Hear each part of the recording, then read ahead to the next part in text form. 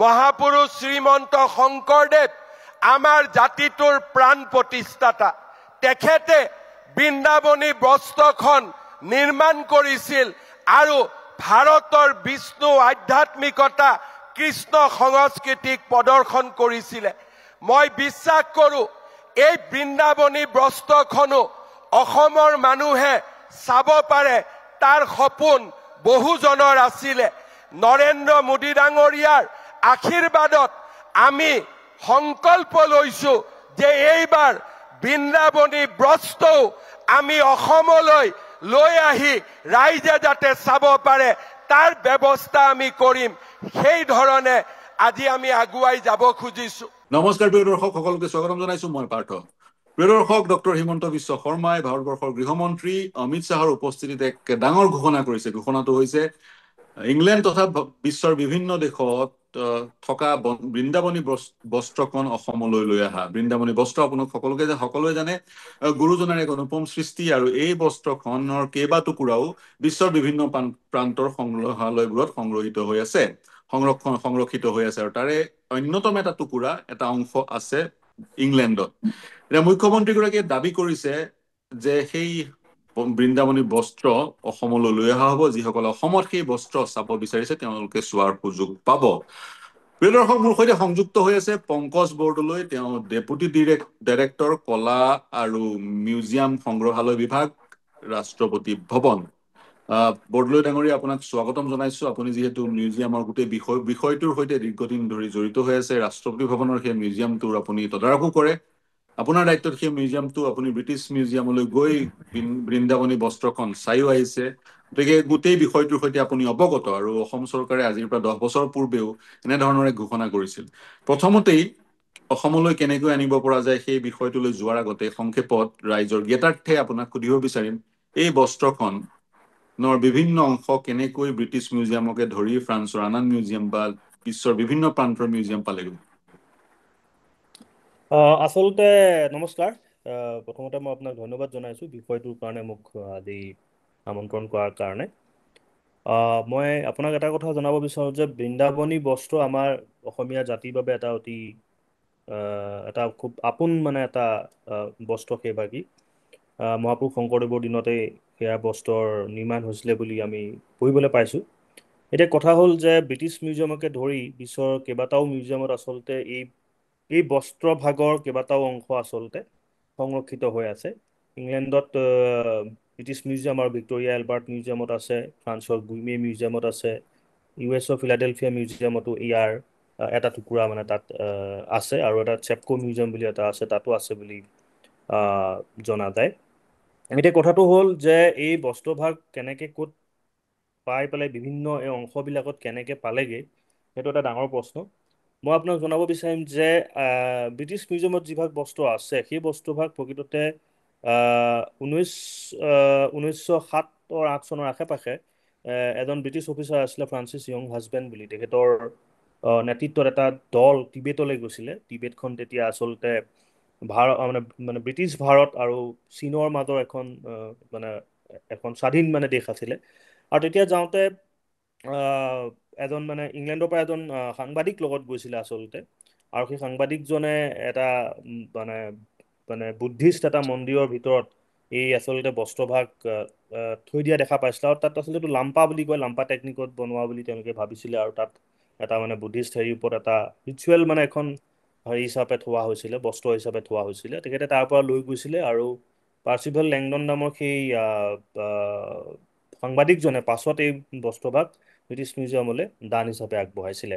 কিন্তু প্ৰায় 90 বছৰমান, তাতোতকৈ বেছি আচলতে সময় এই বস্ত্ৰভাগ ব্ৰিটিছ মিউজিয়ামৰ যিটো সংৰক্ষণৰ যিটো ভঁৰাল, তাতে আচলতে বহুত বছৰ থাকিলে। আৰু গম পোৱা গৈছিলে, ভবা হৈছিল যে টিবেটৰ কিবা এভাগ বস্ত্ৰ বুলি ভবা হৈছিলে। 1991-92 চনৰ আশে পাশে এগৰাকী কিউৰেটৰ, ব্ৰিটিছ মিউজিয়ামৰ এগৰাকী কিউৰেটৰ ৰোজমেৰী ক্ৰিল, তেখেতে আচলতে এই বস্ত্ৰভাগ কিবা কাৰণত উলিয়াই পেলাই যেতিয়া চাই পেলাই তেখেতে দেখিলে, আৰু তাৰপাছত যেতিয়া তেখেতে সেই বস্ত্ৰভাগৰ ওপৰত গৱেষণা কৰিবলৈ ল'লে, তেতিয়া তেখেতে গম পালে যে এই ভাগ আমাৰ শংকৰদেৱৰ সময়ত নিৰ্মাণ কৰা বৃন্দাবনী বস্ত্ৰভাগ। সেইটো হৈছে ব্ৰিটিছ মিউজিয়ামত থকা সেই বস্ত্ৰভাগৰ কাহিনী। ইয়াৰ বাদে বাকী যিখিনি বস্ত্ৰৰ টুকুৰা আমি আন মিউজিয়ামসমূহত দেখিছোঁ, সেইখিনি আচলতে এই যাত্ৰাটো আচলতে ক'বলৈ অকণমান অসুবিধা যে কেনেকৈ গৈ পেলাই তাত পালেগৈ। কিন্তু যিমানখিনি ভবা হয় যে টিবেট বা আমাৰ চাউথ ইষ্ট এছিয়াৰ যিটো মানে ট্ৰেড ৰুট আছিলে বা যিটো বাণিজ্য পথ, মানে তালৈ কিন্তু যথেষ্টখিনি সৰবৰাহ আমাৰ উত্তৰ পূৰ্বৰ পৰা কিবা কিবি হৈছিলে, যোগাযোগ আছিলে, তেনেকুৱা ধৰণৰ কিবা ৰুটে গৈ পেলাই চাগে ইউৰোপৰ বিভিন্ন দেশত আচলতে বস্ত্ৰভাগ গৈ পালেগৈ। এতিয়া ব্ৰিটিছ মিউজিয়ামত থকা সেই বস্ত্ৰভাগ মই ব্যক্তিগতভাৱে চোৱাৰ সুবিধা হৈছিলে 2018 চনত আৰু 2021 চনত আৰু 2022 চনতো। আৰু তেতিয়া মানে মই চাওঁতে দেখিছিলোঁ যে হয় তাত কালীয় দমন বলি মানে আপোনাৰ কৃষ্ণৰ জীৱনৰ বিভিন্ন দিশসমূহ মানে অংকন কৰা হৈছে, যদিও এইটো আমি সম্পূৰ্ণকৈ অসমীয়া এটা মানে এটা ষ্টাইল বুলি আমি ক'ব নোৱাৰোঁ, কাৰণ পাছৰ পাছৰ পৰ্যায়ত যিখিনি গৱেষণা হৈছে সেই গৱেষণাখিনিয়ে কিন্তু কিছু নতুন তথ্য আনিছে। 2014 চন 15 চনত আচলতে ব্ৰিটিছ মিউজিয়ামত এখন এক্সিবিশ্যন হৈছিলে, Krishna in the gardens of Assam বুলি। আৰু তাক মানে ব্ৰিটিছ মিউজিয়ামৰ আৰু এজন বিখ্যাত মানে বিশেষজ্ঞ আচলতে এইটো বিষয়ৰ, টি ৰিচাৰ্ড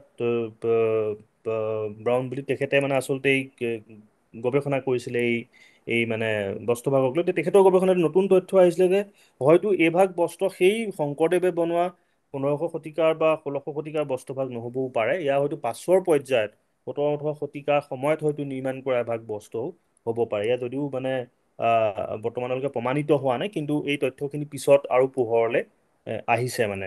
সেই সেই সেই যিখন এক্সিবিশ্যন হৈছিলে, প্ৰদৰ্শনী হৈছিলে, সেই প্ৰদৰ্শনীখনত যথেষ্ট এই বস্ত্ৰভাগৰ বিষয়ে ডিটেইল মানে এটা চৰ্চা কৰা হৈছিলে। আৰু ৰিচাৰ্ড মানে হেৰিয়ে তেখেতে মানে সেই এখন সৰু মানে গ্ৰন্থ প্ৰকাশ কৰিছিলে, যিখন গ্ৰন্থত তেখেতে এই বস্ত্ৰভাগৰ বিষয়ে বিশদভাৱে আলোচনা কৰিছে। আৰু বাকী যিসকল আমাৰ ফ্ৰান্সৰ গুইমে মিউজিয়াম বা বাকী যিসকল মিউজিয়ামত এই বস্ত্ৰভাগ আছে, তাৰ এই যাত্ৰাৰ তথ্যটো অকণ পাবলৈ জটিল। কিন্তু যাত্ৰাৰ তথ্য পাবলৈ জটিল, কিন্তু স্পষ্টকৈ এই বস্ত্ৰভাগৰ যাত্ৰাৰ তথ্য ব্ৰিটিছ মিউজিয়ামলৈকে সেই তথ্য হয় উপলব্ধ। আপুনি হয় কৈছিল উপলব্ধ হয় উপলব্ধ। হয় 1907-08 চন মানত সেই বস্ত্ৰ সেই স্থান পাইছিলগৈ। তাৰপিছত হয় 1991 চন মানত হয় বিভিন্ন গৱেষকৰ যোগেদি আমি গম পাইছিলো বৃন্দাবনী বস্ত্ৰ। হয় আপুনি বাকী গৱেষণাৰ কথা কৈছে, গৱেষণা এটা নিৰন্তৰ প্ৰক্ৰিয়া চলি হয় থাকিব, নতুন নতুন তথ্য উদ্ঘাটন হৈ থাকিব। আমি সত্য অন্বেষণৰ এক যাত্ৰা গৱেষণা হৈছে, নতুন নতুন তথ্য গম পাই থাকিম। যি কি নহওক, যিহেতু অসমত ৰাজনৈতিকভাৱে সেই বস্ত্ৰভাগ অসমলৈ লৈ অনাৰ এটা চৰ্চা চলিছে,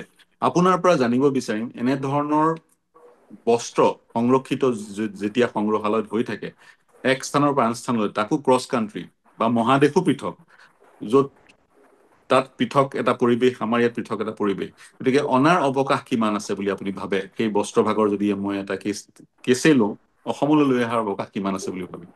আছে, 100% অৱকাশ আছে। এনেকুৱা হৈ থাকে আচলতে। কিয় মানে আপোনাক মই এটা কথা কওঁ যে এতিয়া আমাৰ ধৰক ৰাষ্ট্ৰীয় পৰ্যায়ত যিবিলাক মানে আমি এক্সিবিশ্যন কিছুমান কৰা হয় বা কৰে বিভিন্ন অনুষ্ঠানবিলাকে, তেওঁলোকে বিভিন্ন ধৰণৰ এনেকুৱা ধৰণৰ সাংস্কৃতিক ঐতিহ্য সম্বন্ধীয় বস্তু অনা নিয়া কৰি থাকে। আৰু এইটো এটা মানে ষ্টেণ্ডাৰ্ড প্ৰেক্টিচ, মানে মই আপোনাক যদি ইংৰাজীত কওঁ, এইটো হৈ থাকে। এইটো একো জটিল বিষয় নহয়, এইটো এটা সহজেই কৰিব পৰা বিষয়।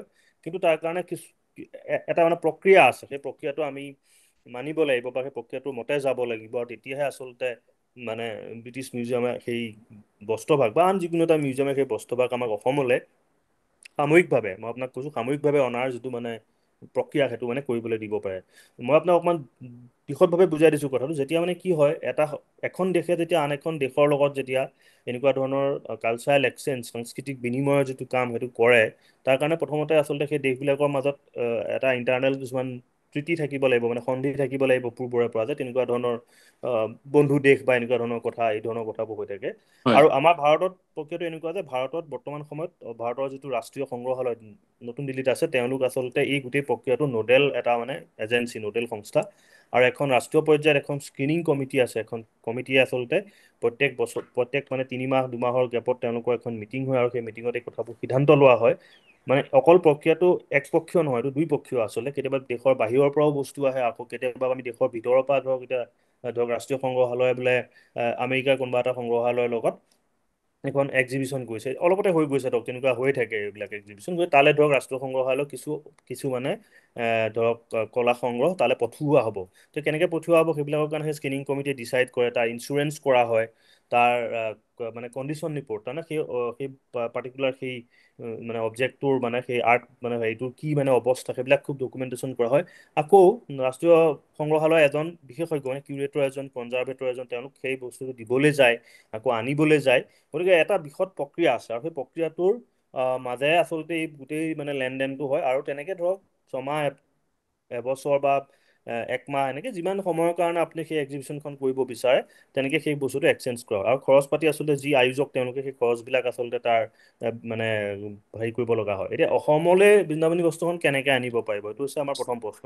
যদি চৰকাৰে সঁচাকৈ আনিবলৈ বিচাৰে তেতিয়া অসম চৰকাৰ হয়, অসমৰ ৰাজ্যিক সংগ্ৰহালয় বা সাংস্কৃতিক ডিপাৰ্টমেণ্টে প্ৰথমে ভাৰতৰ সাংস্কৃতিক মন্ত্ৰালয়ৰ থ্ৰুৱেদি মানে ৰাষ্ট্ৰীয় সংগ্ৰহালয়ৰ লগত যোগাযোগ কৰিব লাগিব। ৰাষ্ট্ৰীয় সংগ্ৰহালয় সেইমতে ধৰক যিখিনি মানে অফিচিয়েল কাগজ পত্ৰ কৰিব লাগিব ব্ৰিটিছ মিউজিয়ামৰ লগত। তেওঁলোকৰ কিছুমান কণ্ডিশ্যন থাকিব যে এইখিনি কণ্ডিশ্যন ফুলফিল কৰিলেহে আমি মানে সেই বস্তুভাগ আনিবলৈ দিম বা ধৰক কিমান দিনৰ কাৰণে আনিব। আকৌ ধৰক কি হয় ইয়াত কি ধৰণৰ পৰিৱেশ এটাত সেইটো মানে দেখুওৱা হ'ব, তাৰ মানে ক্লাইমেট মানে আমাৰ ভাষাত আমি ক্লাইমেট কণ্ট্ৰল বুলি কওঁ।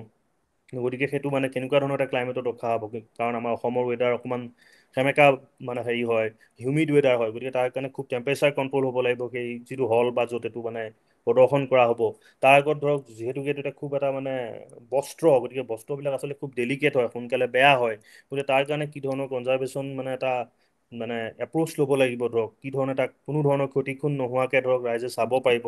চাবৰ সময়ত আকৌ কি ধৰণৰ মানে লাইটৰ ব্যৱস্থা হ'ব, কি ধৰণৰ শ্ব'কেছত ৰখা হ'ব, শ্ব'কেছৰ ভিতৰত মাইক্ৰ' ক্লাইমেটটো কেনেকৈ কণ্ট্ৰল কৰা হ'ব, এনেকুৱা বহুত ধৰণৰ টেকনিকেল কাৰিকৰী দিশ মানে এইখিনি মানে মানি চলিব লাগিব। আৰু নিশ্চয়কৈ ইয়াত ধৰক ব্ৰিটিছ মিউজিয়ামৰো মানে বিশেষজ্ঞ আহিব, তেওঁলোকে চাবহি যে হয় এইখিনি মানে গোটেইখিনি ব্যৱস্থা আছে, গতিকে আমি আমাৰ এই বস্তুভাগ ইয়ালৈ পঠাব পাৰোঁ। সেইটো হৈছে ইয়াৰ গোটেই প্ৰক্ৰিয়াটো। তাৰপিছত কিমান দিনৰ কাৰণে ৰাখিব, সেইবাবে এখন MOU চাইন হয় আচলতে মানে দুইটা অনুষ্ঠানৰ পাছত ভাৰতৰ হৈ পেলাই আমাৰ ৰাষ্ট্ৰীয় সংগ্ৰহালয় যাক দায়িত্ব দিয়া হৈছে, ৰাষ্ট্ৰীয় সংগ্ৰহালয় বা কেতিয়াবা নেশ্যনেল গেলেৰী অফ মডাৰ্ণত যাকে সেইটো দায়িত্ব দিয়া হয়, তেওঁলোকে ভাৰত চৰকাৰৰ বিহাফত আৰু সেইফালে ব্ৰিটিছ চৰকাৰৰ বিহাফত ধৰক ব্ৰিটিছ মিউজিয়ামে এই বিষয়ে ধৰক এখন MOU চাইন কৰিব। তাৰ মতে সেই 3 মাহ বা 6 মাহৰ কাৰণে যিমান দিনৰ কাৰণে বস্ত্ৰভাগ দিয়া হ'ব, সেই প্ৰক্ৰিয়াটো সম্পূৰ্ণ কৰাৰ পাছত সেই বস্ত্ৰভাগটো অসমলৈ আনিব পাৰিব আৰু ৰাইজৰ কাৰণে এটা নিৰ্দিষ্ট সময়ৰ কাৰণে প্ৰদৰ্শন কৰিব পাৰিব। অৰ্থাৎ পংকজ বৰদলৈ, সেই বস্ত্ৰ পাৰ্মানেণ্টলি অসমলৈ আনিব পৰা নাযায়। ব্ৰিটিছ মিউজিয়ামৰ তেনেধৰণৰ অনুমতি পাৰ্মানেণ্টলি অসমলৈ লৈ অহাৰ অনুমতি ব্ৰিটিছ মিউজিয়ামে দিয়াৰ চান্স খুব কম। প্ৰথম কথা নহয় জানো, কি এটা নিৰ্দিষ্ট সময়ৰ কাৰণে আনিব পাৰিব যাতে অসমৰ ৰাইজে সেই বস্ত্ৰভাগ চাব পাৰে, আৰু তাৰপিছত ব্ৰিটিছ মিউজিয়ামৰ যিহেতু এইটো প্ৰপাৰ্টি, তেওঁলোকৰ প্ৰপাৰ্টি, তেওঁলোকে ঘূৰাই লৈ যাব, নহয় জানো?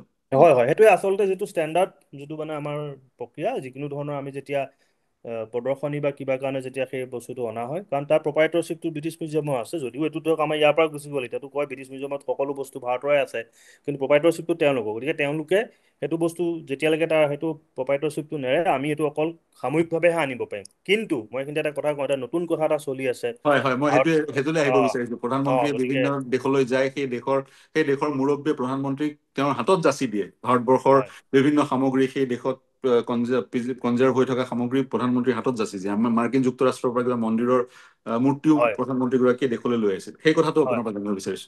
সেইটোক আচলতে আমাৰ ভাষাত এইটো ৰিপেট্ৰিয়েশ্যন অফ আৰ্ট অবজেক্ট বুলি কোৱা হয় ইংৰাজীত। এইটো এতিয়া অসমীয়াত মানে একজেক্টলি কি ক'ব মই আপোনাক এই মুহূৰ্তত ক'ব পৰা নাই।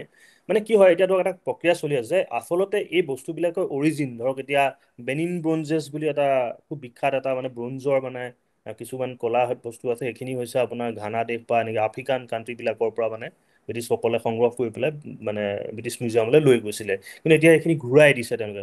ব্ৰিটিছ মিউজিয়ামে নাই দিয়া দেই, এইটো আপোনাৰ জাৰ্মানী এটা মিউজিয়ামে ঘূৰাই দিছে বেনিন ব্ৰঞ্জেছ।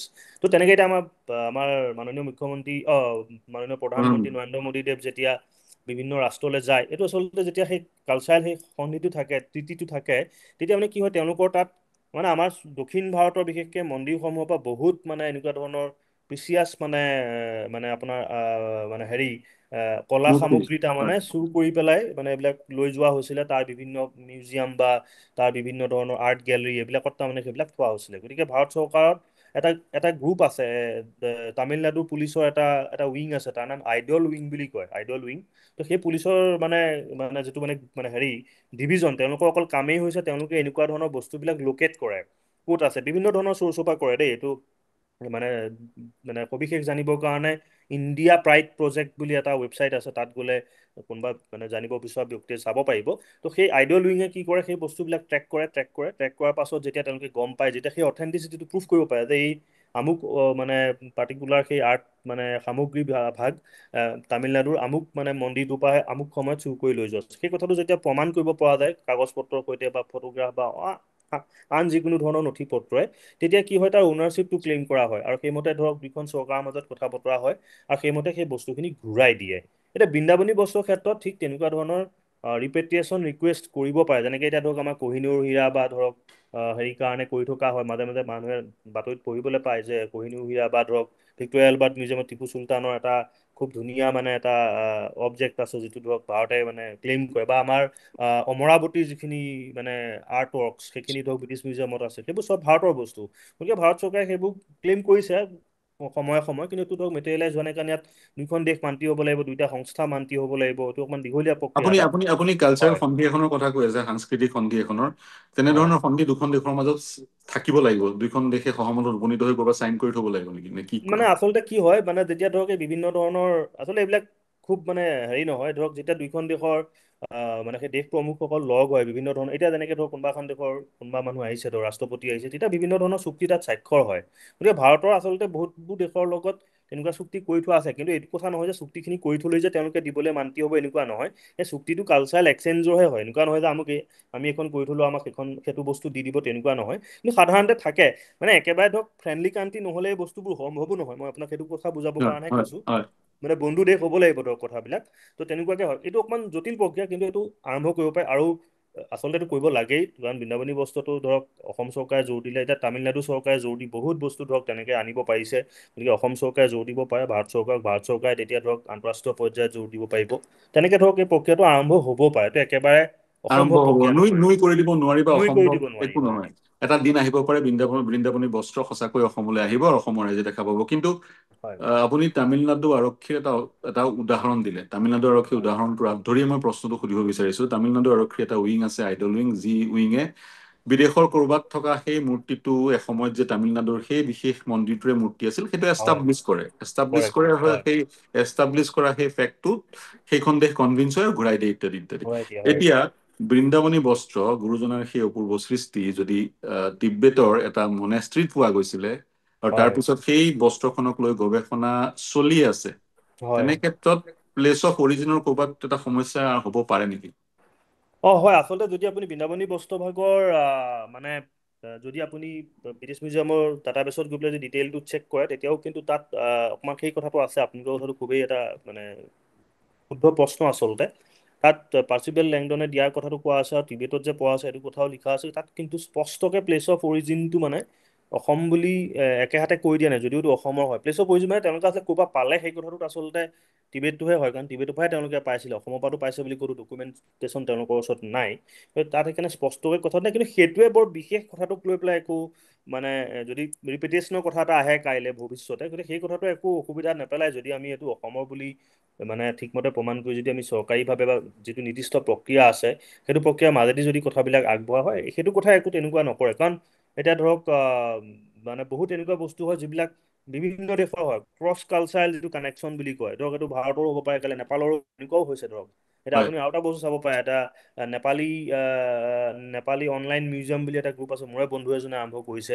তেওঁলোকেও তাত সেই কামটো কৰিছে, নেপালৰ পৰা চুৰ কৰি লৈ যোৱা বহুত বস্তু তেওঁলোকে বাট বহুত বস্তু চুৰ নকৰাও হয়।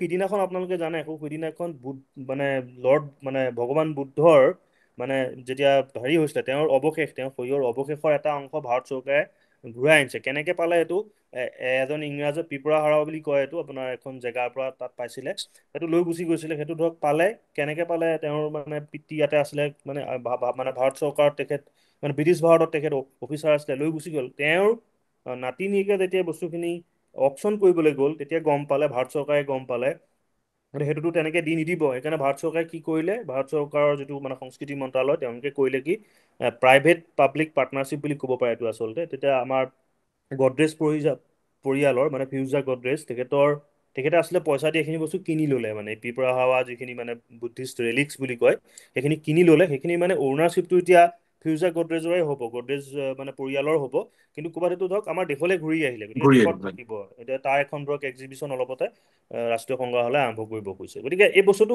হ'ব পাৰে, কাৰণ তাত কৰাৰ বিভিন্ন উপায় আছে, মানে এইটো ধৰক কৰাৰ বিভিন্ন উপায় আছে আৰু গৱেষণাৰ থল আছে। আৰু বস্ত্ৰভাগ যদি অসমলৈ আহে, এতিয়া গৱেষণাৰ থল আছে। বস্ত্ৰভাগ শংকৰদেৱে য'ত সৃষ্টি কৰিছিল, অসম বা মধুপুৰ সত্ৰ য'তেই হওক, তাৰ পৰা তিব্বেত কেনেকৈ পালেগৈ, সেই বিষয়বোৰো আমি আলোচনা কৰাৰ সুযোগ পাম। যদিও বা গৱেষকসকল ইংলেণ্ডলৈ গৈ সেই বস্ত্ৰখনক লৈ গৱেষণা কিছু কৰিছে, কিন্তু যিহেতু যিহেতু অসমলৈ আহিলে যিসকল ইংলেণ্ডলৈ যাব নোৱাৰে তেওঁলোকে গৱেষণাৰ সুযোগ পাব। গতিকে আপুনি কৈছে, আমি শেষ কৰিম ইণ্টাৰভিউ, আপুনি কৈছে অসম্ভৱ নহয়। অসম চৰকাৰে যদি যিধৰণে মুখ্যমন্ত্ৰীয়ে কৈছে প্ৰপাৰ চেনেলত যদি কামটো আগবঢ়ায়, ভাৰত চৰকাৰক এংগেজ কৰে, যিহেতু ইংলেণ্ড বন্ধু ৰাষ্ট্ৰই আৰু ইংলেণ্ডে ভাৰতবৰ্ষ ইমান বছৰ শাসন কৰিছিল, আৰু সেই শাসনৰ ফলশ্ৰুতিতে সেই বস্ত্ৰভাগ ইংলেণ্ড পালেগৈ। আৰু বহুত এনেধৰণেও আমি ভাবিব পাৰো, ইংলেণ্ড বস্ত্ৰভাগ পালেগৈ, ব্ৰিটিছ মিউজিয়ামত থাকিলে, সেইকাৰণে এতিয়ালৈকে এই বস্ত্ৰভাগ সুৰক্ষিত হৈ আছে বুলিও ভবাৰ থল আছে। হয়, এইটো একদমেই হয়। কাৰণ যদি কেনেবাকৈ টিবেটৰ সেই মানে মন্দিৰ ভাগতে থাকি গ'লহেঁতেন, মনস্থিতিতে থাকি গ'লহেঁতেন, হয়তো আমি আজি গমেই নাপালোহেঁতেন বস্ত্ৰভাগ আছে বুলি।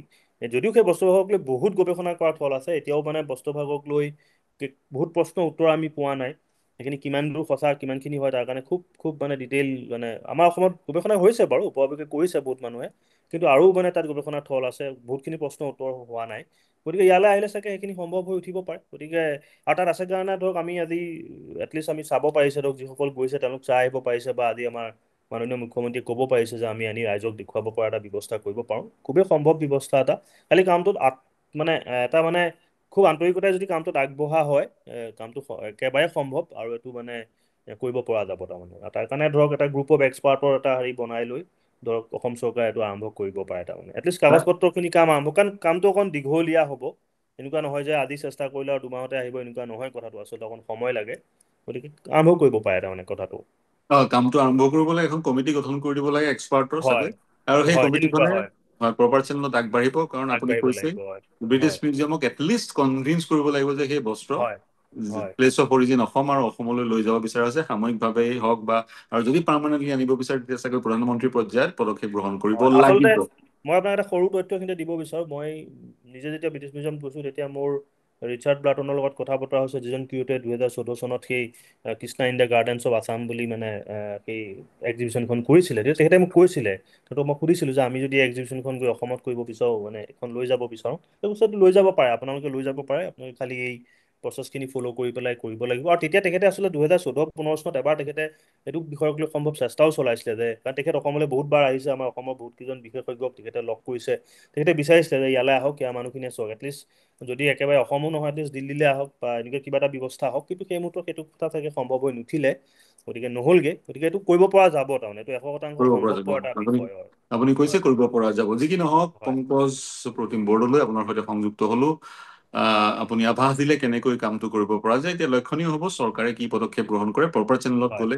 গতিকে বিষয়টো ৰাজনৈতিক প্ৰেক্ষাপটত সীমাবদ্ধ হৈ নাথাকি প্ৰপাৰ চেনেলত বিশেষজ্ঞসকলক এংগেজ কৰি কামটো আগবঢ়াই লৈ গ'লে এটা দিন আহিব চাগৈ শীঘ্ৰে বৃন্দাবনী বস্ত্ৰখন আমি অসমত দেখা পাম, বা অসমৰ ৰাইজে ইংলেণ্ডলৈ নোযোৱাকৈ মূৰ দোৱাব পাৰিব, বা বস্ত্ৰখন চাব পাৰিব। যি কি নহওক, এইখিনি সময় আপুনি আমাৰ সৈতে সংযুক্ত হোৱাৰ কাৰণে দিয়াৰ কাৰণে আপোনাক ধন্যবাদ জ্ঞাপন কৰিছোঁ। ধন্যবাদ। আপুনি বিচৰা বাতৰি পাব কেৱল নিউজ 18 এপত। নিউজ 18 এপ ডাউনলোড কৰিবলৈ স্কেন কৰক এই QR কোড। গুগল প্লে ষ্টৰতো পাব এই নিউজ 18 এপ।